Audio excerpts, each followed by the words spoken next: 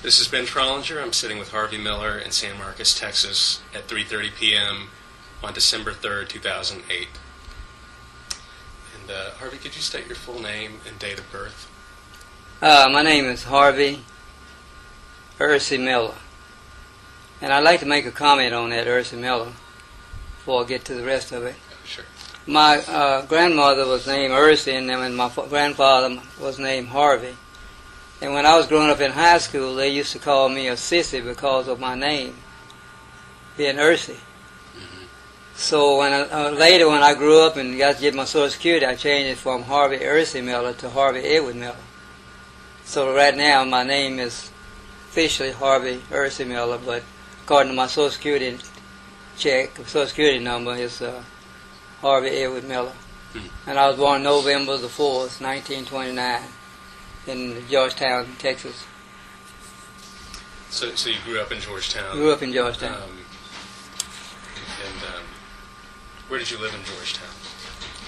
Well, I lived, at that time we had 3 sections of town there, and we had what we call the Grasshopper, and this was before immigration. You know, black people lived on one side of town, and Caucasians and Anglos lived, you know, almost wherever they wanted to. And we lived on the section called the Ridge, Grasshopper, and the Track. And I lived, we lived out on the Ridge. And I lived there for a lot of years when I was growing up and going to Carver School. And I guess you know where the Carver School is located. Where is that? Well, it's down at the end of, it was the end of Martin Luther King Street. And Martin Luther King Street used to be, I believe, Timber Street at that time. So it's down at the end of that street there. It used to be there now, and they got some other buildings and things down there. But if you go down Martin Luther King Street, when you get to the end of it, it was on the edge of a bluff. There was the Carver School was built there, mm-hmm. And that's where the Carver School was. So, what were your parents' names? My daddy was Frank Miller, Frank Red. He used to call him Red, and my mother was Eleanor Miller. And my daddy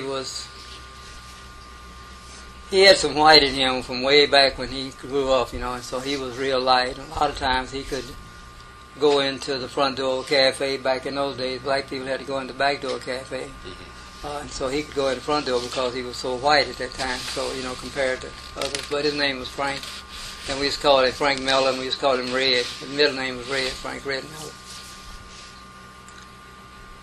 And my mama was named Eleanor Cedric, and it's a unique thing. There was only 2 of sisters, Eleanor Miller and Willie Mae Miller, and those 2 Cedric girls married 2 Miller boys, and into that big family. And like I say, we had 32 kids, and I run a genealogy check, and I could only count for 23, even though Grandpa was married. He was married twice, and he was born on a plantation in Birmingham, Alabama. And his daddy was a Bagley, and he supposedly was to kill the white man on the plantation, and his daddy changed his name from Bagley to Miller and sent him to Texas to keep him from hanging.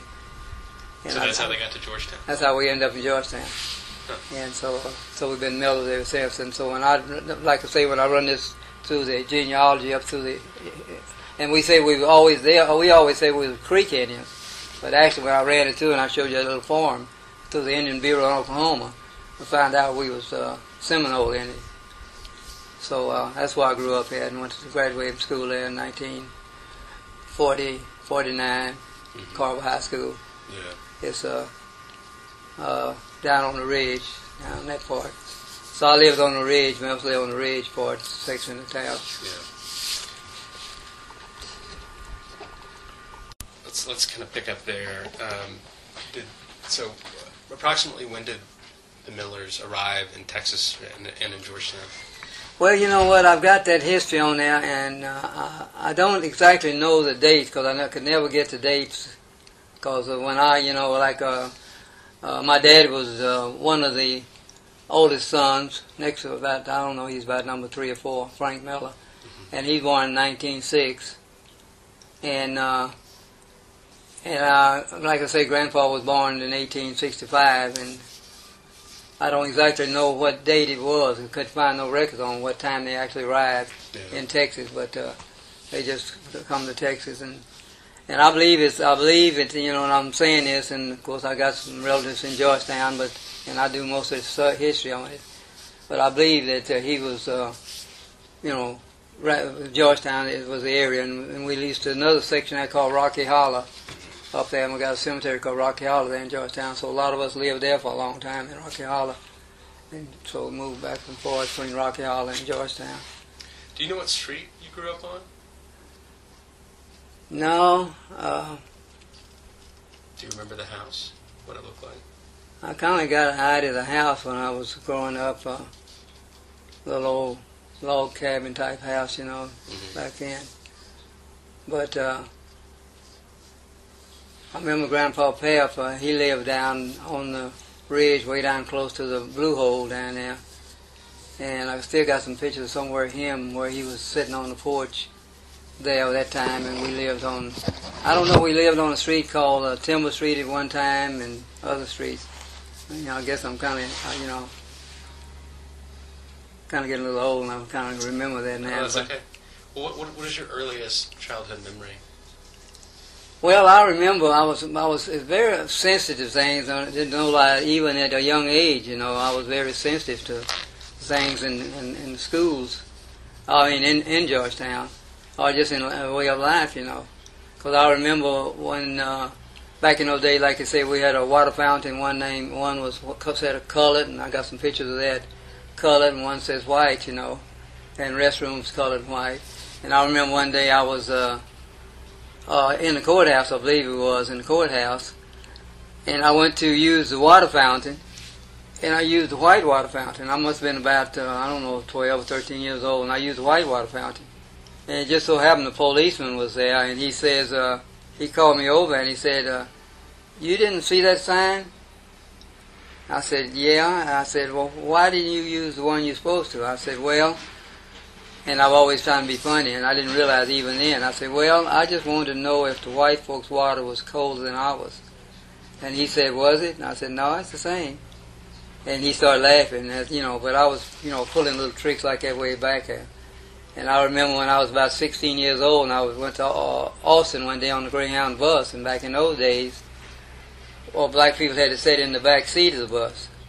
And there's only about 6 or 7 people could sit back there, and then if it was full, then the rest of them had to stand up back there. Regardless of how many seats up front was open, they still had to stand up. And I remember one day I was on my way to Austin, and I was about 15, 16 years old, and I was standing up behind the driver and holding on to the little rail there, and I was looking at the scenery and everything, and I was really trying to pull a little trick like. So what happened, a little white lady said nobody. She said, why are you standing up? I said, well, all our seats are full back there, and I don't have a place to sit, so I just thought I'd come here and watch the scenery. And she said, sit down here with me. There's a lot of vacant seats there, and I sit down there with her, and all them other white people started looking, and I guess, say, what's that little colored boy doing sitting down with? And I sit down there when I was pulling, you know, kind of tricks like that way back there, you know, about water fountains and riding on the bus and coming in the front door cafe. You know, at one time you had to eat in the back. Well, even when I was a cook there at the L&M Cafe, I was cook. People had to come up in the back. Black people had to eat in the back. And my daughter, this one I was just talking about, the oldest daughter, Chris, when she was young one time, and she came in up front and sat up front. She deliberately did that. She was pulling tricks, even though I didn't realize she was going to end up on 48 hours now, because she was kind of like that. And the waitress come in and said, she ordered the Coke. And all these white people was looking at her, Chris, and the waitress, her name was Chubby, she came in and said, Harvey, your daughter's up front and she wants a Coke, so what am I going to do? I said, well, Chubby, you know what to do, just send her back here. She said, no, I'm just going to give her a Coke. She went and gave Chris a Coke, and Chris got up and walked out. I talked to her later on about that, you know, and about what she's doing, but she was just pulling them trying to think, well, I just seen everybody else go up front, so I went up front. And things like that, you know. So I watched a lot of things, you know, like I say, but at that time we had to live on one side of town. We couldn't live over on the white side of town, so down on the ridge. Now, are you familiar with Georgetown? Yes. Yeah, because the ridge and Martin Luther King Street there, I remember I went back there with them we changed the street down here, and I went back there and brought it up to them about that, and they got a committee together. and changed Timber Street from Timber Street to MLK. So what were the areas where you could go, and what were the areas where you couldn't go when you were growing up, when you were a boy? Well, the areas, for instance, even at the theater there on the square there, well, kind of on the square, it used to be the Palace Theater. And we used to go to movies, and at that time, black people had to sit upstairs, a little place upstairs there. We had to go up there. We couldn't sit down there. You know, white people sit downstairs, and we had to sit upstairs, you know. And I remember that, and like I say, you go in the back door of the cafe and right on the first run of the bus, and we could go around town, because even at Southwestern University, I was kind of young, but and I even ended up being a cook up there at one time for a while.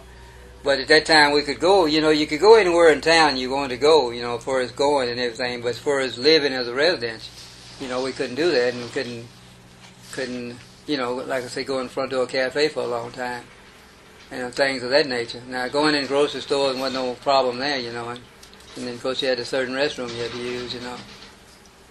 Were you, when you were a boy, were you conscious of that? I mean, you said you were playing tricks, which seems like, to me, sounds like that's pretty bold to do at the time.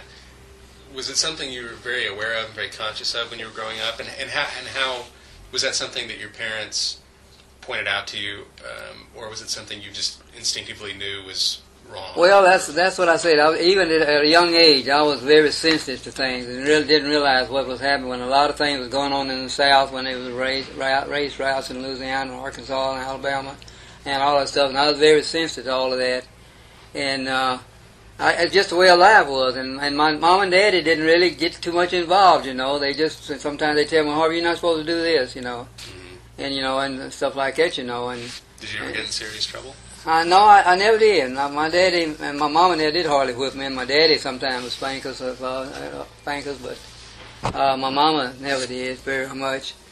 But I don't know, I just realized I was very sensitive to things, even when I was growing up, you know. What did your parents do for a living? Well, Mama was just kind of a housewife, and you know, and I think she worked in some houses and things like that. My daddy was a mechanic, and he worked most all his life. He was a mechanic that I remember. Yeah. And of course, he used to be a great fisherman. But I know that, kind of from doing a little research, I know that really